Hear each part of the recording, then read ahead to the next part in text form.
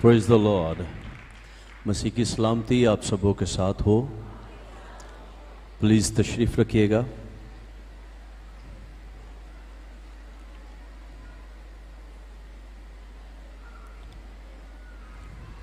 खुदा के खादम John Knox वो कहते हैं कि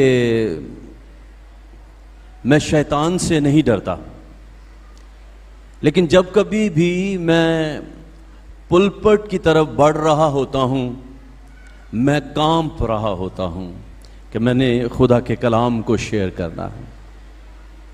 एक और खुदा के खादम एवेंजलिस्ट रेनहार्ड बॉन्की वो कहते हैं कि जब मैं पुलपट पर खड़ा होता हूँ और माइक मेरे हाथ में होता है, तो उस वक्त मैं दुनिया का सबसे दलेर शख्स होता हूं, क्योंकि मैं खुदा के कलाम को बांट रहा होता हूं और मैं इन दोनों चीजों को अपने अंदर फील करता हूं। अब यकीन कीजिए, वहां से यहां तक का सफर इतना मुश्किल लगता है और इस माइक को पकड़ना टफ होता है, और अंदर वो दुआ चल रही होती है, खुदा आज रूहों के साथ बोल, तेरा पाक रूह यहां काम करता रहे। लेकिन जब यहां पर आकर खड़े हो जाते हैं और जब खुदा की हजूरी साथ खड़ी होती है, तो फिर वो दलेरी आती है, फिर वो लफ्ज़ खुद ब खुद मिलते हैं, बोले जाते हैं, खुदा इस्तेमाल करता है। और मैं ईमान रखता हूं कि आज शाम एक बार फिर आपकी जिंदगियों में खुदा कुदरत और जोर के साथ काम करेगा। आमीन। मैं शुक्रगुजार हूं खुदा के खादिम अपने भाई रेवरेंड सालिक जॉन बरकत साहब के लिए और उनकी सारी खिदमत के लिए, भाई साजिद तनवीर के लिए, खुदा के खादिम पास्टर अजीम रहमत साहब के लिए, अपनी बहन के लिए, पूरी टीम के लिए, और इस बेपनाह मोहब्बत के लिए जो हमेशा बरकत टीवी में, क्रिश्चियन फेलोशिप ऑफ पाकिस्तान में मिलती है, और उस डिटर्मिनेशन के लिए भी जिस तनदही के साथ और जांफिशानी में खुदा की खादिम की ज़ेर साया सारी टीम काम कर रही है। सो हम सारा इज्जत, जलाल और बुजुर्गी उस कदूस खुदा को देते हैं। आमीन। आज शाम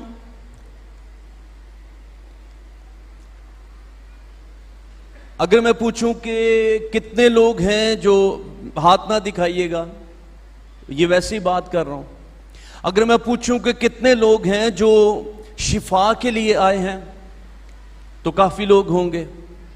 कई लोग ऐसे होंगे जो हालात के हाथों दुख उठा रहे हैं और वो इसलिए यहां पर हैं। कुछ लोग होंगे जिनको आज शायद पैसे की जरूरत है। आज जितने भी हम यहां पर हैं, हमारी मुख्तलिफ जरूरतें हो सकती हैं, शिफा, पैसा, घर, जॉब, मुख्तलिफ। लेकिन मैं आज आपको कहना चाहता हूं, प्लीज, ये सारी चीजें आपकी जरूरत नहीं है। आपकी असल और बुनियादी जरूरत खुदा की हुजूरी है। और जिस दिन आपकी जिंदगी में खुदा की हुजूरी आपने एक्सपीरियंस कर ली, यकीन कीजिए बाकी सारी चीजें चूंगे में, नाम में आपको मिलना शुरू हो जाएंगे। और ये खुदा की हुजूरी कैसे मिलती है, इसको आज हमने सीखना है। और एक बड़ा कॉमन सा वर्ड है जो हमारी क्रिश्चियन लाइफ के अंदर बहुत ज्यादा काम करता है, सुनते हैं, बोलते हैं, और कलीसिया ज्यादातर करवाती है, उसके लिए जाती है, दुआ। हालांकि दुआ करने का काम है, आप सबको करना है, मुझे करना है। हम दुआ करवाने जाते हैं, है ना। सो आज बेसिकली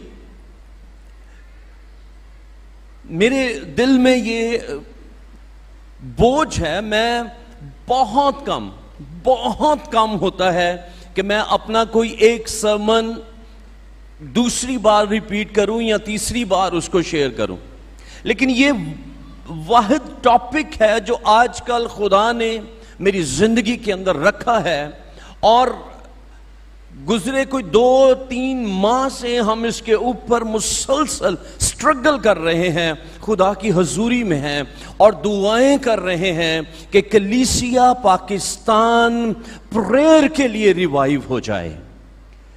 दुआया बेदारी कलीसिया पाकिस्तान के अंदर आ जाए। मेरी एक स्टेटमेंट को याद रखिएगा प्लीज। आज हमारी ये हीलिंग एंड इवेंजलिस्टिक मीटिंग है, शिफाया और बिशारती, तो हम सब यहां पर एक बड़ा हजूम यहां पर मौजूद है।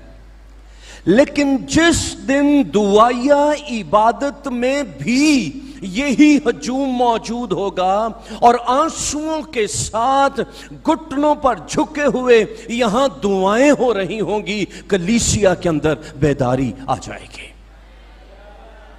और ये बेदारी बेसिकली स्टेप्स में आगे जाएगी। ये चंद एक बातें हैं जो मैं अपने दिल की आपके साथ शेयर कर रहा हूं। ये बेदारी बेसिकली स्टेप्स में आगे जाएगी। सबसे पहले जब आप दुआ करना शुरू करेंगे, सबसे पहले अगर कोई बेदार होगा तो वो आप खुद हो जाएंगे। दुआ करने से सबसे पहले अगर किसी को खुदा की हजूरी छुएगी और काम करेगी तो वो आप खुद होंगे, और उसके बाद आपकी कलीसिया, आपका घराना बाबरकत हो जाएगा, और फिर आपका मुल्क तरक्की करना शुरू कर देगा।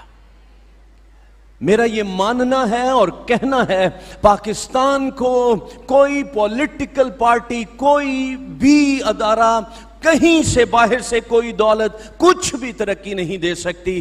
पाकिस्तान की तरक्की, सालमियत का राज मसीहियों के पास है, और जिस दिन मसीही अपने मुल्क के लिए, अपने शहर के लिए अपने घुटनों पर होकर दुआएं करना शुरू करेंगे, हमारा मुल्क बच जाएगा। आज हम इन चंद एक चीजों को सीखेंगे और स्ट्रगल करेंगे कि हम दुआ करने वाली बेदारी अपनी जिंदगियों के अंदर ले आएं। आमीन, आमीन। जितने लोग हैं उतनी आमीन नहीं है। आमीन। अब इसी आवाज में मुझे जवाब दीजिएगा जब मैं बोलूं, आप मेरे साथ इस कमिटमेंट को दोहराइएगा। नंबर 1, मैं बोलता जाऊंगा, आप मेरे पीछे बोलिएगा। मैं सीखूंगा, जानूंगा, मानूंगा और नहीं डरूंगा, मुकाबला करूंगा, मैं गालिब आऊंगा, मैं बादशाही का हिस्सा हूं और मेरी मंजिल आसमान है। आमीन। आज जोरदार तालियां आसमान के बादशाह के लिए बजाएंगे। Praise the Lord. मैं खादिम को सुन रहा था और उन्होंने कहा, आप मेरे पास अपनी जिंदगी का एक मसला लेकर आए, मेरा जवाब एक ही होगा। आप 1,00,000 मसले लेकर आए, मेरा जवाब फिर भी वही होगा। आप अपनी जिंदगी का एक मसला मेरे साथ डिस्कस करेंगे, मेरा आपको जवाब होगा दुआ। आप अपने 1,00,000 प्रॉब्लम्स मेरे पास लेकर आएंगे, मेरे पास आपकी मुश्किलात के लिए जवाब होगा दुआ। आपकी जिंदगी के जितने भी इश्यूज हैं, एक लफ्ज उसका सॉल्यूशन है, और वो क्या है? प्लीज बोलिएगा, दुआ। और आज यही प्रेयर रिवाइवल मेरी ख्वाहिश है, मेरी दुआ है, मेरी जुस्तजू है, और पाक रूह यहां काम कर रहा है। कुछ वक्त हम कलाम सुनेंगे और उसके बाद हम उसको प्रैक्टिकल वे में करने की कोशिश करेंगे। आमीन। क्या आप चाहते हैं आप शिफा पाएं? आमीन। क्या आप चाहते हैं आपके मसले हल हो जाएं, हालात सुधर जाएं? तो इसके लिए आपको आज इनिशिएटिव लेना होगा, कुछ करना होगा। तो करने के लिए तैयार हैं? तो बस सुनिए कि हमें क्या करना है। आमीन। क्योंकि हमने कहा है मैं सीखूंगा, मैं जानूंगा, मानूंगा, नहीं डरूंगा, मुकाबला करूंगा, गालिब आऊंगा, क्योंकि मैं बादशाही का हिस्सा हूं और मेरी मंजिल बड़िया घट दी मंजिल आसमान है ना, कम आवाज आई है। मेरी मंजिल प्रेज द लॉर्ड। एक और लाइन याद रखिएगा, जंगजू हारेंगे, सूरमे हारेंगे, बलवान हार जाएंगे, पहलवान हार जाएंगे, लेकिन घुटनों पर झुकने वाला शख्स कभी नहीं हारेगा।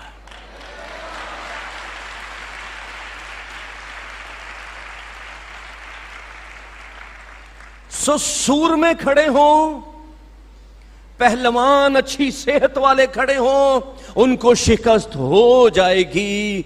लेकिन जो अपने खलवत खानों में, तन्हाई के लम्हों में, खुदा की हजूरी में घुटनों पर आंसू बहाते हैं, वो कभी शिकस्त नहीं खाएंगे। इट्स माई गारंटी, क्योंकि मुझे खुदा के कलाम से ये मिलता है। हालेलुया। सो आज हमने ये करने की स्ट्रगल करनी है कि हम नहीं हारेंगे। आमीन। मैं खुदा उनका शुक्र करता हूं, मैंने एक चंक इसमें से एक मॉर्निंग प्रेयर में, जो रेगुलर प्रेयर होती है यहां पर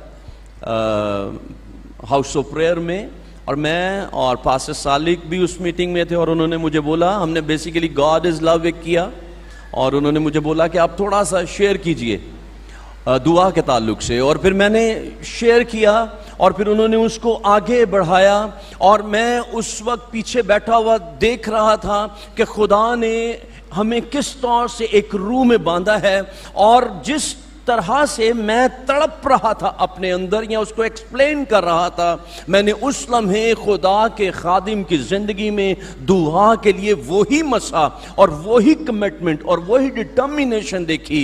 सो मैं खुदा उनका शुक्र करता हूं कि इस चर्च और इस जगह पर खुदा का रूह इसी कसरत से मौजूद है, क्योंकि ऊपर से नीचे तक ये मसा बहता चला जाता है। हालेलुया।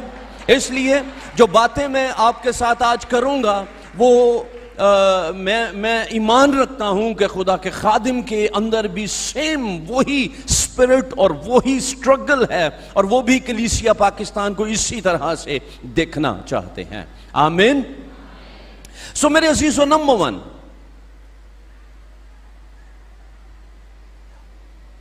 आपको अपने दुश्मन को समझने की जरूरत है।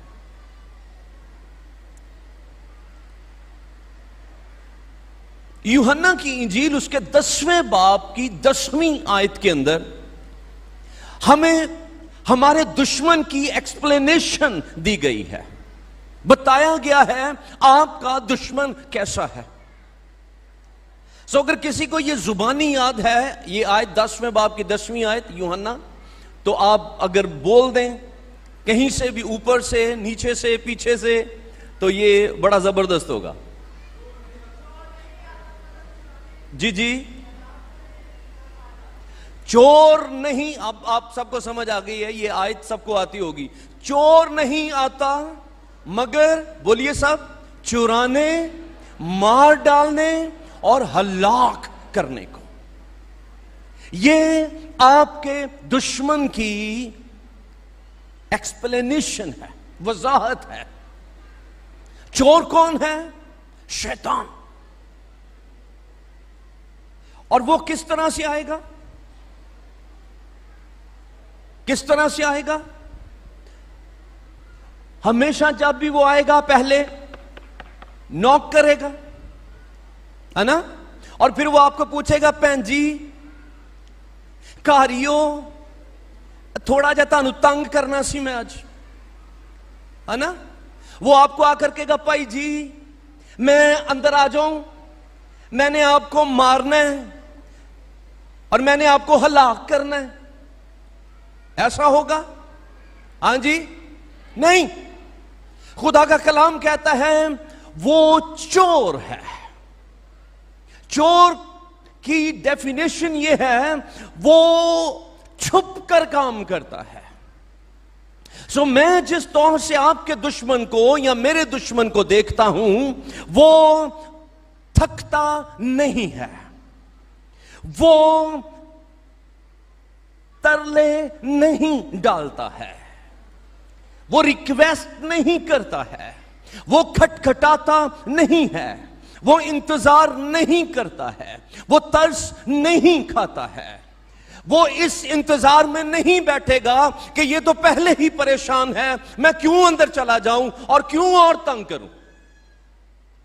वो आपकी परेशानी के ऊपर अगली और उससे ऊपर फिर दूसरी परेशानी को लेकर आता चला जाएगा, क्योंकि वो चोर है और वो आपको मारने, हलाक करने और बर्बाद करने की साजिश अपने अंदर रखता है। लेकिन इसके प्लीज हेलो लेकिन इसके अल्टरनेटिव मुतबादिल जरा अपना रवैया देखें, जरा अपनी प्रेयर्स चेक कीजिए, अपनी स्पिरिचुअल लाइफ चेक कीजिए। हम कितने बाखबर हैं अपने दुश्मन से? बिल्कुल थोड़े से, है ना। बस हमें पता है कि हमने हर इल्जाम उस पर देना है, शैतान ही करता पिया। मैं आपको बताऊं, शैतान के पास बिल्कुल भी इख्तियार नहीं है कि वो आपको तंग कर सके।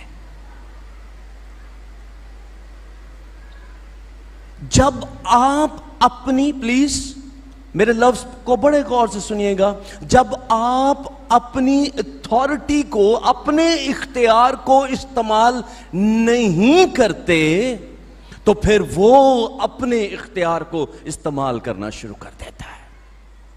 आपके पास भी एक इख्तियार है, क्या? मेरे नाम से जो कुछ बाप से मांगोगे वो तुम्हारे लिए कर देगा।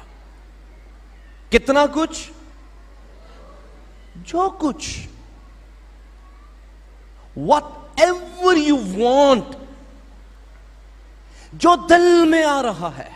कलाम कहता है अगर उसने अपने बेटे से दरेग नहीं किया तो वो बाकी चीजें भी हमें क्यों करना देगा? जिसने इस कायनात का सबसे मुश्किल काम आपकी निजात दे दी, आपके लिए फिदिया दे दिया, आपकी फुल पेमेंट पे कर दी, अपने बेटे को सलीब पर दे दिया, वो आपके लिए कायनात की बाकी चीजें भी क्यों कर नहीं देगा? रेनाद बॉन्की ने कहा, प्लीज, वो कहते हैं मंसूबा जब आप प्लान बनाएं तो प्लान अपनी पॉकेट को देखकर नहीं बनाएं। जब भी आप प्लान करें खुदा की पॉकेट को देखकर करें।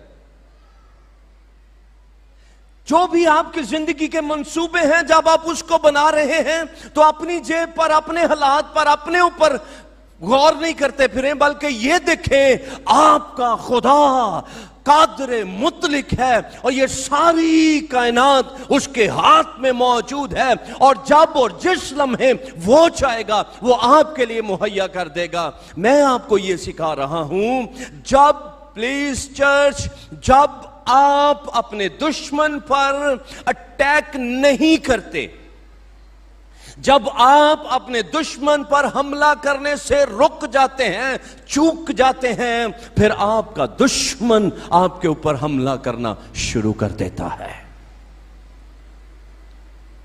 और मेरी दानिश में दुश्मन पर हमला करना या दुश्मन पर गालिब आने का सबसे जबरदस्त तरीका उसके खैमों में घुसकर उसे मारना है। डिफेंसिव रहकर आप दुश्मन का मुकाबला नहीं कर सके। कलाम कहता है शैतान का मुकाबला करो, सिर्फ बचाव नहीं करना, उसका मुकाबला करना है तो वो तुमसे, हां जी, तुमसे। सो अगर आप अपनी अथॉरिटी को एक्सरसाइज नहीं करेंगे तो फिर आप पर आपका दुश्मन अपनी अथॉरिटी को एक्सरसाइज करना शुरू कर देगा। सो मेरे अजीजों, बलवान हारेंगे, पहलवान हारेंगे, जंगजू हारेंगे, सूरमा हारेंगे, कौन नहीं हारेगा? जो अपने घुटनों पर झुक जाता है वो कभी नहीं हारेगा। आमीन। मैं अक्सर इस बात को शेयर करता हूं कि जब आप अपने घुटनों पर झुकते हैं तो असल में पता क्या होता है, जैसे ही आप अपने घुटनों पर झुकते हैं आसमान का खुदा आपके लिए खड़ा हो जाता है। सुने सुने, अभी ताली आगे बजाएंगे। जब आप अपने घुटनों पर झुकेंगे आसमान का खुदा आपके लिए खड़ा हो जाएगा, और जब आपका खुदा आपके लिए खड़ा होगा तो कोई आपके सामने खड़ा नहीं रह सकेगा। इसलिए घुटनों पर झुकना बहुत इंपॉर्टेंट है, जरूरी है। दुआएं करना बहुत जरूरी है। और कैसी दुआएं? वायलेंट प्रेयर्स, मुतशद्दिद दुआएं, दुश्मन के मुकाबला करने वाली दुआएं। मैं एक आयत देख रहा था मत्ती की इंजील और उसके 18वें बाब की 18वीं आयत में लिखा है, जो कुछ तुम जमीन पर बांधोगे वो बंधेगा और जो आसमान पर खोलोगे वो। और हम हमेशा अपनी दुआओं में यही कहते हैं, खुदावन तूने कहा था जो कुछ तुम आसमान पर बांधोगे वो बांध जाएगा, जो खोलोगे वो खुल जाएगा। लेकिन क्या आपको पता है इसकी रूट्स किधर हैं? ये आयत आपको स्पिरिचुअल वॉरफेयर की तरफ लेकर जा रही है। आपको पता है आसमान पर आप किसको बांध रहे हैं? इन मुकामों के अंदर आप किसको कह रहे हैं बंधने के लिए और किनको कह रहे हैं खुलने के लिए? इब्लीस के मोखलों को। और वो आराम से ना तो बंधता है और ना खुलता है। उसके लिए हमें वो जारहाना दुआएं करने की जरूरत है। वो दुआएं करने की जरूरत है जिनके साथ दिनों, हफ्तों और महीनों के रोजे शामिल हों, जिनके साथ आपका ईमान खुदा के कलाम के वसीला से खड़ा हो और आप दुआएं कर रहे हो। हमारी दुआएं तो ऐसी हैं बाज औकात कुछ हिस्सों में कि हम दुआ करके तो अगले ही लम्हे खुद शक में पड़े होते हैं, है ना? दुआ कीती है। मुझे बहुत दफा ये कहते हैं भाई साहब दुआ करें, मैं दुआ करती और बाद कहेंगे भाई साहब अब बस कोई खास जी दुआ करना है उस मसले तो मैं कहना भैन जी हुने भी तो मैं ओही कीती है। और जो एक बार कर दी और वो खुदा के हुजूर में ईमान से पहुंच गई, अब उसका जवाब के लिए आप खुदा की हजूरी में इंतजार करना शुरू करें, है ना? जो दुआएं आप करते हैं प्लीज समझिएगा, इन दुआओं को करने के बाद खुदा पे शक करना शुरू ना कर दें, पता नहीं खुदा ने सुनिया भी है कि नहीं।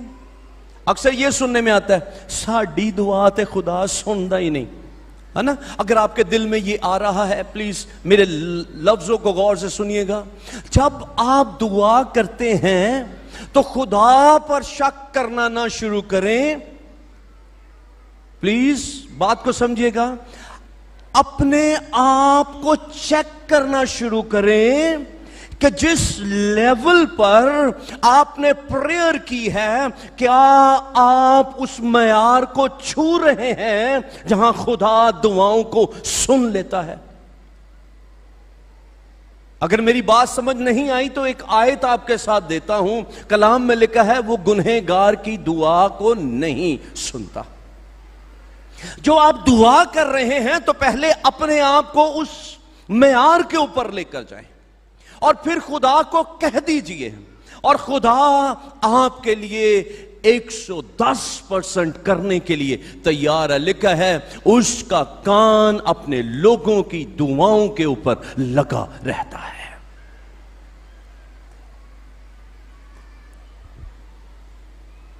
मैं जॉन नॉक्स के ताल्लुक से ही आपको बता रहा था। मैं एक्चुअली जो आपसे बात कर रहा हूं, मैं आपसे बात कर रहा हूं नेशनल रिवाइवल के लिए। आपने अपने लिए तो हमारी जरूरत है, प्लीज मेरी बात को समझिएगा। एक मेरी जरूरत है और एक मेरे खुदा की जरूरत है। और खुदा की जरूरत क्या है? मेरी जरूरत मेरे बिल, मेरे घर के खर्चे, मेरे बच्चों की फीसें, मेरी गाड़ी का खर्चा, मेरी खाना पीना, ये मेरी जरूरतें हैं। खुदा की जरूरत क्या है? जिसके तहत उसने अपने बेटे को इस जमीन पर भेजा, कोई भी हलाक ना हो बल्कि हमेशा की जिंदगी पाए। यह खुदा की जरूरत है। और इस काम को करने के लिए, बहनों मेरी बात समझ आ रही है? अगर आ रही है तो हाथ दिखाएं मुझे। जिसको समझ नहीं आई वो ताली बजाए। गुड, कुछ हैं, चलें कोई बात नहीं, अभी आएगी समझ। ओके, सो मैं ये कह रहा हूं, खुदा क्या चाहता है वो इंपॉर्टेंट है। और खुदा क्या चाहता है, इस जमीन पर कोई भी शख्स, वो किसी भी कबीले से हो, वो किसी भी कौम से हो, वो किसी भी मुल्क से हो, वो हलाक ना हो बल्कि हमेशा की जिंदगी पाए। और इसके लिए उसने अपने इकलौते बेटे यीशु मसीह को भेजा। ऐसा ही है? अगर मैं गलत कह रहा हूं तो मुझे बताइएगा। ऐसा ही है? अब यीशु मसीह आसमान पर चले गए और यीशु मसीह पीछे मुकर्रर कर गए। मसीह ने मसीहियों को मुकर्रर कर दिया कि जाओ और जाकर सारी खल्क के सामने इंजील की मुनादी करो, ताकि लोग हलाक ना हो बल्कि हमेशा की जिंदगी पा जाएं। सही है? अब खुदा ये चाहता है कि बीइंग क्रिश्चियन, मसीही, मैं रूहें बचाऊं, मैं उनके लिए आंसू बहाऊं, मैं उनके लिए खुदा के हुजूर में झुकूं। मैं कह रहा हूं, खुदावंद मेरी आटे दी मट्टी, मेरे बिल, मेरे कार दा खर्च, मेरे बच्चों दी फीसा, खुदा कह रहा है पहले मेरे लिए कर, मैं तेरी जिम्मेदारी खुद उठा लूंगा। हम कह रहे हैं खुदा अपना किसी और को कह, मेरा तू कर दे। प्रॉब्लम ये है। पॉइंट समझ रहे हैं? सो मैं आज आपको ये कह रहा हूं, हमें खुदा के हुजूर में आना है और अपनी जरूरतों से पहले खुदा की चाहत पूरी करनी है। ये जमीन पर रहने वाला हर एक शख्स खुदा के कलाम को सुन सके, निजात पाए। इसलिए उसने कहा, फसल के मालिक की मिन्नत करो। सो मैं आज आपको टारगेट दे रहा हूं, मेरी बहनों, मेरी बेटियों, भाइयों, बच्चों, जवानों, बुजुर्गों, हमें फसल के मालिक के हुजूर में बैठ जाना है, मिन्नत करनी है। खुदा बड़े टैलेंटेड और काबिल और अमीर लोग नहीं देख रहा। खुदा सिर्फ अवेलेबल, जो अपने आप को कहें मैं जाऊंगा, मैं हूं, मैं दुआ करूंगा, खुदा ऐसे लोग देख रहा है। और खुदा ऐसे लोगों को लेगा और उनको चुनेगा, उनको तैयार करेगा। सुनिए, उनको तैयार करेगा, उनको इक्विप करके उनको रिसोर्सेज भी प्रोवाइड करेगा और अपने खेत के अंदर इस्तेमाल भी खुद करेगा। टारगेट्स भी उसके होंगे, लोग भी वही देगा, इस्तेमाल भी वही करेगा। हमारा काम सिर्फ यह है, हम्बली हमने अपने आप को खुदा के हुजूर में पेश कर देना है।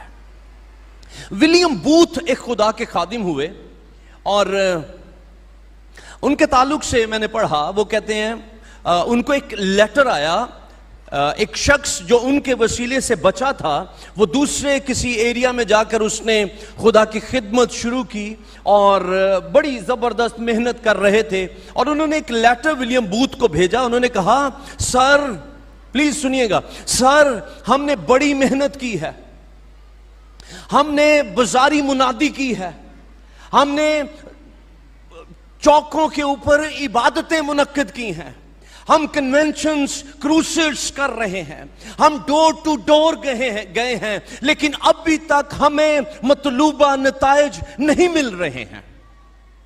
विलियम बूथ ने 2 लफ्जों में वापस उनको लेटर लिखा और वो 2 लफ्ज ये थे, ट्राई टीयर्स, आंसुओं की कोशिश करो। जब आपके फिजिकल एक्टिविटीज से काम ना हो रहा हो, मैं आपको कहना चाहता हूं, आंसुओं से कोशिश करना शुरू कीजिए। चर्च, मेरी बात याद रखिएगा, हमें आज इस लम्हे में आपको दौलत, पैसे, हीरे मोती ये कुछ नहीं चाहिए। आपको ये कहना चाहिए खुदा के हुजूर में, खुदा मेरी आंखों को आंसू दे दे। और जब आप खुदा के हुजूर में आंसू बहाना शुरू करेंगे, यकीन कीजिए आप रात के लम्हों में खुदा के हुजूर आंसू बहा रहे होंगे, खुदा दिन के लम्हों में तेरी जंग लड़ता चला जाएगा, खुदा तुझे गलबा देता चला जाएगा। एक और खुदा के खादिम के ताल्लुक से मैं पढ़ रहा था, इनफैक्ट आप इनको बहुत अच्छा जानते हैं, बिली ग्राहम। बड़ी पावरफुल मिनिस्ट्री की है इस शख्स ने। और किसी शख्स ने उनको पूछा, सर प्लीज बताएं कोई 3 ऐसी चीजें जिनके सबब से आप इतनी पावरफुल मिनिस्ट्री कर सके हैं। तो उस शख्स ने, बिली ग्राहम ने उनको कहा, फौरन से इन 3 चीजों को नोट करो। नंबर 1 प्रेयर, नंबर 2 प्रेयर और नंबर 3 प्रेयर। सो बिली ग्राहम ने कहा, दुआ के अलावा कोई और चीज है ही नहीं जिसके वसीला से मैं इतनी कामयाब मिनिस्ट्री इस दुनिया में कर पाया हूं। रिपोर्टर्स ने बिली ग्राहम को कहा, सर अगर खुदा आपको 7 और साल दे दे आपकी खिदमत के लिए, कि आप 7 साल पूरे खुदा की खिदमत करें, आप उसको कैसे यूटिलाइज करना चाहेंगे? बिली ग्राहम ने कहा, प्लीज सुनिएगा, 6 साल और 7 महीने। 7 साल में से कितना? 6 साल और 7 महीने मैं अपने कमरे में बंद रहूंगा और खुदा के हुजूर में गिड़गिड़ा कर दुआएं करता रहूंगा, और 3 माह के लिए मैं बाहर निकलूंगा और पूरी दुनिया को इवेंजलाइज कर दूंगा। ये दुआ की कुव्वत है।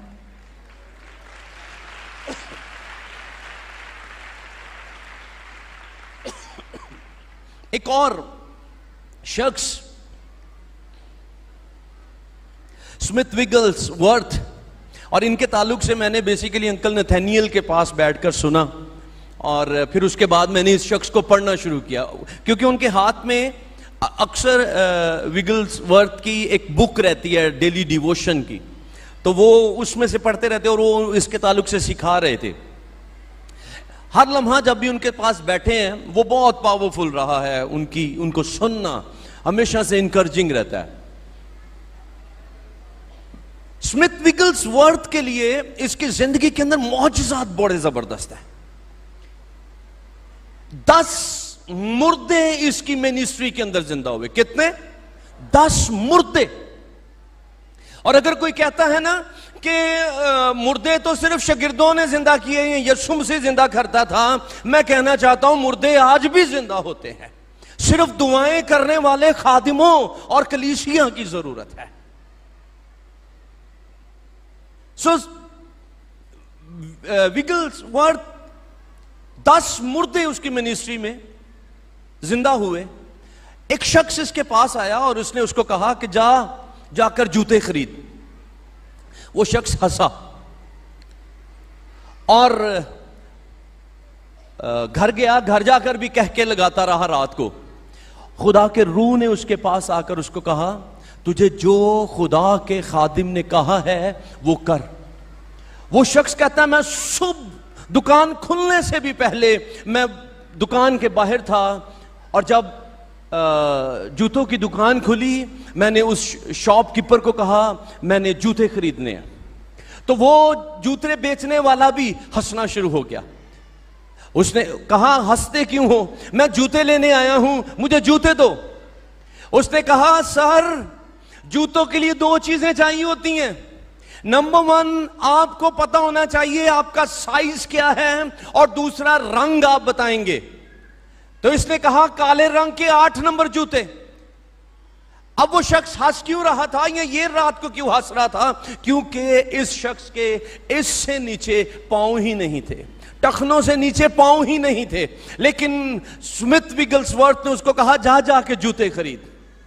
दुकानदार को ये कहता है, 8 नंबर के काले रंग के जूते मेरे लिए ले आओ। अब जब वो जूते बेचने वाला ला के जूते उसके पांव के पास रखे, नीचे लगाए, वो अपनी गवाही शेयर करता है, उसके जूतों में उसके पांव बन चुके थे।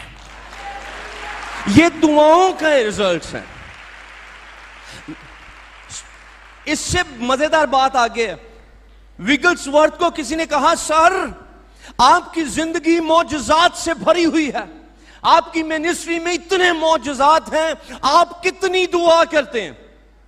विगल्सवर्थ कहता है, आधा घंटा, 30 मिनट से ज्यादा दुआ मेरे से नहीं होती। लोग हैरान हुए, सर 30 मिनट की प्रेयर्स के ये रिजल्ट्स। उसने कहा, आधा घंटे से ज्यादा मेरे से दुआ होती नहीं, और आधे घंटे से ज्यादा मैं दुआ किए बगैर रह नहीं सकता। ये तो ऐसा खादिम जो हर आधे घंटे के बाद खुदा की हजूरी में चला जाता था, मुर्दे जिंदा होना मुमकिन थे। मैं आपको कहना चाहता हूं, प्लीज, अगर खुदा दुआओं के जवाब में, अगर खुदा दुआओं के जवाब में कौमों और उम्मतों को तब्दील कर सकता है, अगर खुदा दुआओं के जवाब में मुल्कों को बदल सकता है, तो तेरी जिंदगी के हालात क्यों नहीं बदल सकते? इनिशिएटिव लीजिए, दुआएं करना शुरू कीजिए, खुदा के हुजूर में रहना शुरू कीजिए, खुदा को कहना शुरू कीजिए, खुदा मैं आया हूं, मैं दुआ करना चाहता हूं। अजीजों,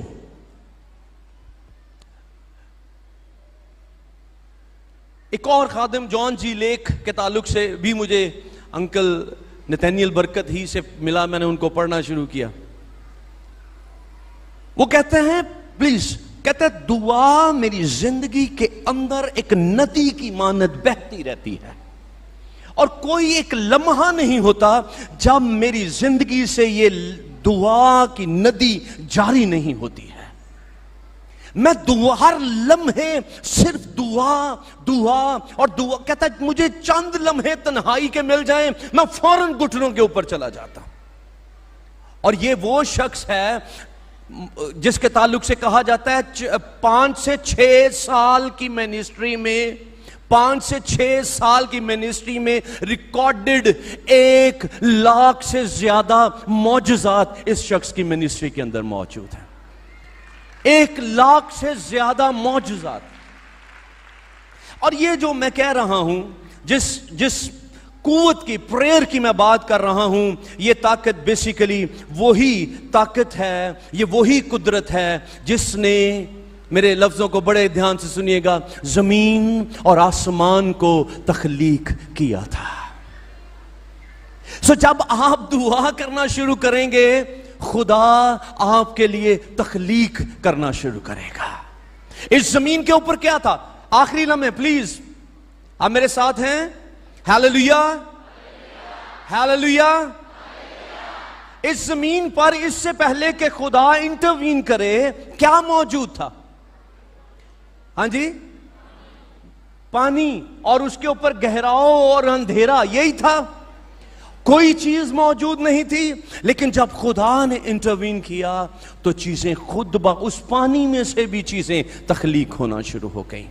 अब आपकी जिंदगी में, आपके घराने में शायद आज कुछ भी नहीं है, वैरानी, सुनसानी, गहराव के ऊपर अंधेरा हो सकता है। लेकिन मैं आज आपको बता रहा हूं, अगर आप अपने घुटनों पर चले जाएंगे, अगर आप अपने घुटनों को यूज करना शुरू करेंगे, यकीन कीजिए खुदा आपकी वैरानी और सुनसानी के अंदर से अपनी कुदरत को जारी कर देगा।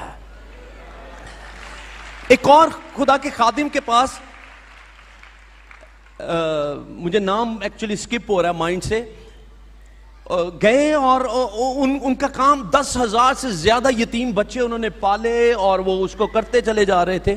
और एक खादिम उनके पास गया, उसने कहा, सर हमसे तो डोनर के बगैर इबादत नहीं होती, आप इतने ज्यादा बच्चे कैसे पाल लेते हैं? इनका खाना, इनका सारा कुछ कैसे मुहैया हो रहा है? खुदा के खादिम ने अपने पैंट ऊपर उठाना शुरू की और उसने अपने ये घुटने उसको दिखाए। उसने दिखाया कि वो कहता है, वो शख्स जिसको बताया गया, वो कहता है उसकी ये चपनियां जैसे चंडी नहीं बन जाती, ब्लैक हो चुकी थी।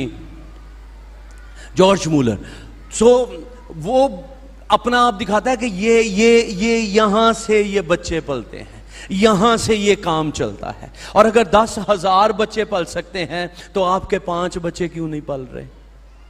आपके 2 बच्चे क्यों नहीं पल रहे? प्लीज मेरी बहनों, मेरे भाइयों, जब तक घुटनों में ताकत है, बिली ग्राम कहता है चलते फिरते दुआ करें, जैसे जा रहे हैं आ रहे हैं दुआ करते चले जाएं, खुदा सुनता है। लेकिन जब आप घुटनों पर होते हैं, इसका मतलब है टोटल सबमिशन। आपने पूरा कुली तौर पर खुदा को अपना आप दे दिया है, और जब ये माथा जमीन को छूता है, यकीन कीजिए खुदा आपकी दुआओं को सुनने के लिए तैयार हो जाता है।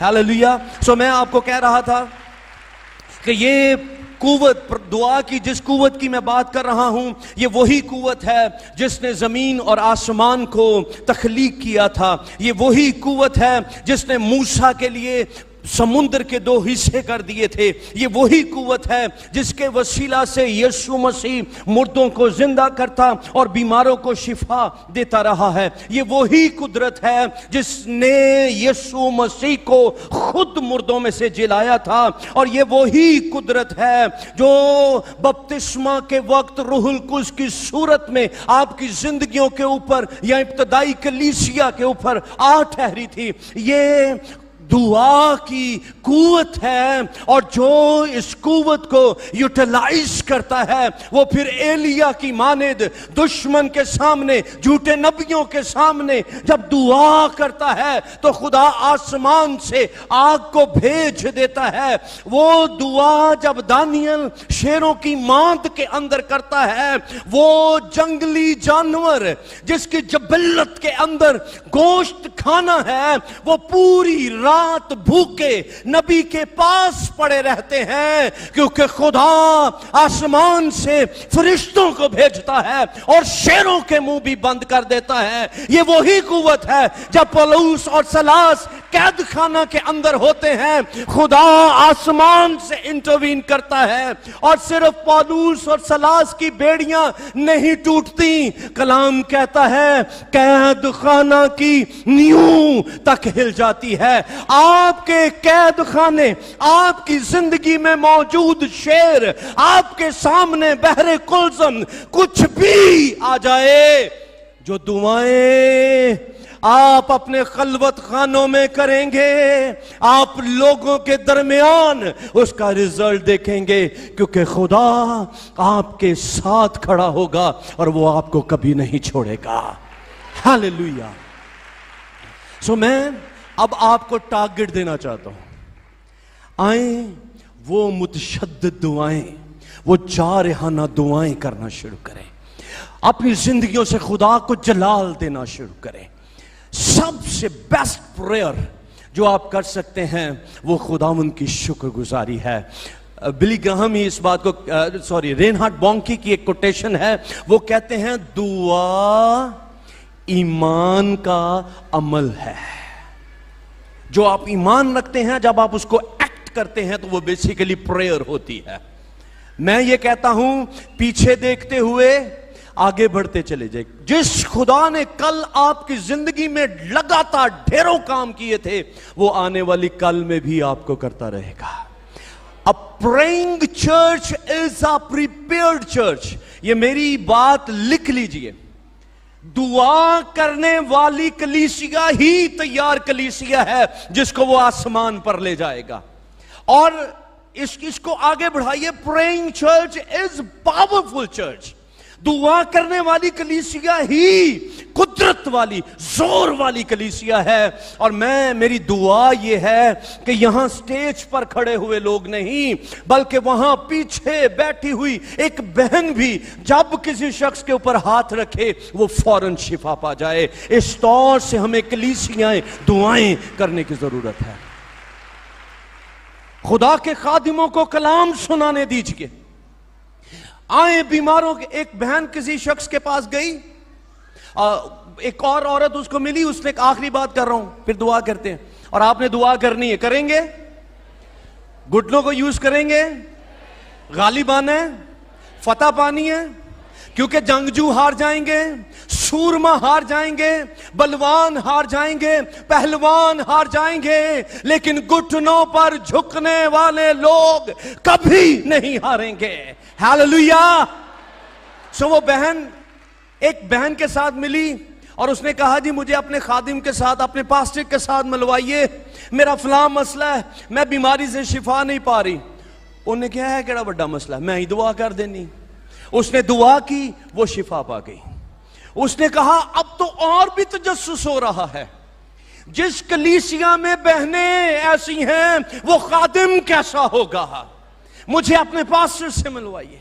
सो खुदा के खादिम से मिलने लोग इसलिए आए कि यहां की बहनें भी हाथ रखती हैं और बदरूमें थर थर कांपती और भाग जाती हैं। नौजवान दुआएं करते हैं, लोग निजात पा रहे हैं, इसलिए लोग यहां भागे चले आए, खुदा की हुजूरी को चलकर देखते हैं। और ये हमारी इज्तिमाई दुआओं के रिजल्ट्स होंगे। इनफरादी अपने घरों में कीजिए, और जो कलीसिया की दुआएं हैं आए आंसुओं के साथ करना शुरू कीजिए। आंखें बंद कीजिएगा, सरों को झुकाइएगा, एक लम्हे के लिए हम दुआ में चलेंगे। Hallelujah, hallelujah. अपने आप को चेक कीजिए। मैं आपको कहना चाहता हूं मेरे भाई, मेरी बहन, मेरी बेटी, तेरी बरकत, तेरी फतहमंदी, तेरा गलबा सब तेरे ही घुटनों में है, तेरे ही अंदर है। तेरी अथॉरिटी तेरे खुदा ने तेरे अंदर रखी है। और अगर आज आप गालिब आना चाहते हैं, आए वो दुआएं करना शुरू कीजिए जिससे बगैर पांव के शख्स को पांव मिल जाते हैं। आज आपको, मुझे या किसी भी खादिम के पास आने की जरूरत नहीं है। आए अपनी जॉब के लिए खुद दुआ करना शुरू कीजिए। आए खुदा को कहना शुरू कीजिए, खुदा मैं आया हूं ताकि तू मुझे बरकत दे।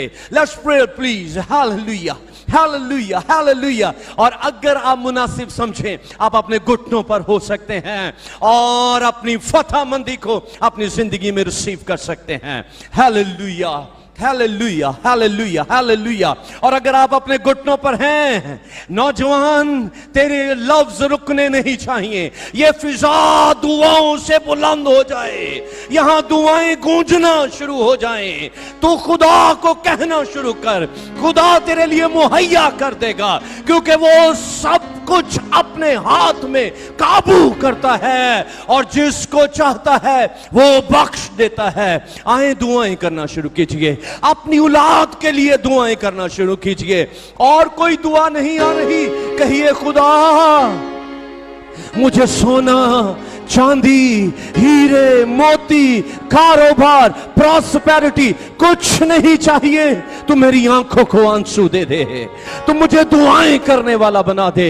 जो ऑनलाइन हमें देख रहे हैं, मेरी बहन मेरे भाई, अपने घुटनों पर हो जा, अपने घर में दुआ या मसबा कायम कर ले और अभी इसी लम्हे तू अपनी जिंदगी की बरकत को रिसीव करेगा। Hallelujah, hallelujah, hallelujah, hallelujah. आए अपने मुल्क को खुदाए रूहुल कुद्स को दीजिए, यीशु मसीह के लहू में महफूज कीजिए। उससे कहिए तू मुझे ले, तू मेरी जिंदगी में काम कर। Hallelujah, hallelujah, hallelujah. Praise the Lord. ओ रबा बाबा बारा से रिया सब सूर में हार जाएंगे, बलवान भी हार जाएंगे। ओ सब सूर में हार जाएंगे, बलवान भी हार जाएंगे। नहीं हारेंगे घुटनों पर जाएंगे। आइए घुटनों पर हो जाइए। नहीं हारेंगे वो जो घुटनों पर जाएंगे। सजदों में ही हर जंग जीत वो जाएंगे। आज तेरी फतह का दिन है। सजदों में ही हर जंग जीत वो जाएंगे, जीत वो जाएंगे। सजदों में ही हर जंग जीत वो जाएंगे। मांगो दुआ के आंसुओं को भेज खुदा। मांगो दुआ, मांगो दुआ के आंसुओं को भेज खुदा। आंखें हो चश्मा, पानी हो सर मेरा। कहिए मांगो दुआ, आंसू मांगे अपने लिए, आंसुओं को भेज कहीं उससे।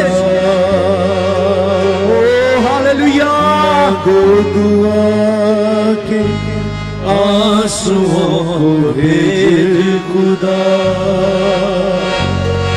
आंखें हो चश्मा, पानी हो सर मेरा। भटकों को पार लाएंगे, बलवान भी हार जाएंगे। भटकों को पार लाएंगे, बलवान भी हार जाएंगे। नहीं हारेंगे, नहीं हारेंगे वो जो घुटनों पर जाएंगे। नहीं हारेंगे वो जो घुटनों पर जाएंगे। सजदों में ही हर जंग जीत हो जाएंगे। सजदों में ही हर जंग जीत हो जाएंगे।